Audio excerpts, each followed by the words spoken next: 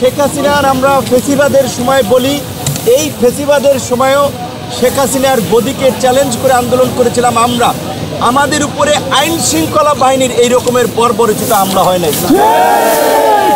Media এসেছে যে জাতীয় পার্টি এবং গণ অধিকার পরিষদের সংঘর্ষে নুরুল হক নূর আহত হয়েছেন, কিন্তু প্রকৃত অর্থে জাতীয় পার্টির সাথে আমাদের কোনো ওই রকমেরভাবে সংঘর্ষ হয় নাই।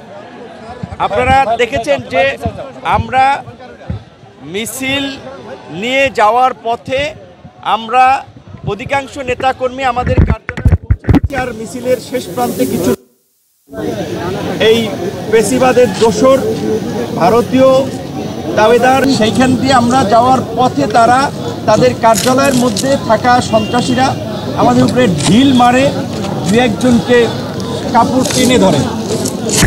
আমরা কিন্তু অনেকে তখন আমাদের কার্যালয়ের সামনে চলে আসছি, আমরা সংবাদ সম্মেলন করার জন্য প্রস্তুতি গ্রহণ করছিলাম।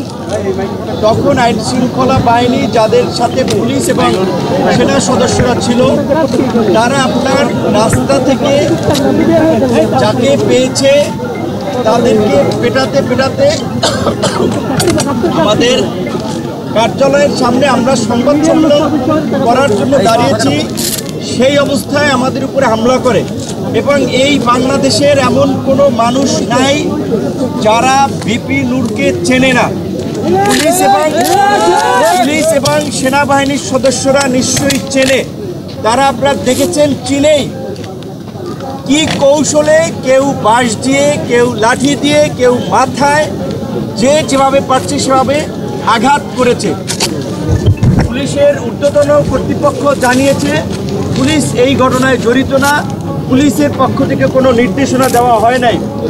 সেনাবাহিনীর অনেকে বলেছে যে সেনাবাহিনীর পক্ষ থেকে কোনো নির্দেশনা এরকম ছিল না।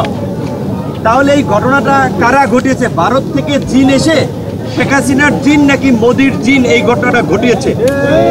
তাই আমরা পুলিশ প্রধান এবং সেনা প্রধানকে পরিষ্কারভাবে বলতে চাই, আপনারা যদি এই ঘটনায় নির্দেশনা দিয়ে না থাকেন, আপনাদের অধীনস্থ সেনাবাহিনী, পুলিশের ঊর্ধ্বতন কর্তৃপক্ষ যদি এই বর্বরচিত হামলা, যেটা হত্যার উদ্দেশ্যে পরিচালিত হয়েছে, এই হামলা নির্দেশনা দিয়ে না থাকে, তাহলে কারা দিয়েছে, কোথা থেকে এই ঘটনার নির্দেশনা এসেছে, সেই ঘটনার একটা নিরপেক্ষ তদন্ত করে জড়িতদেরকে বিচারের মুখোমুখি করবেন, এটা আমাদের প্রত্যাশা।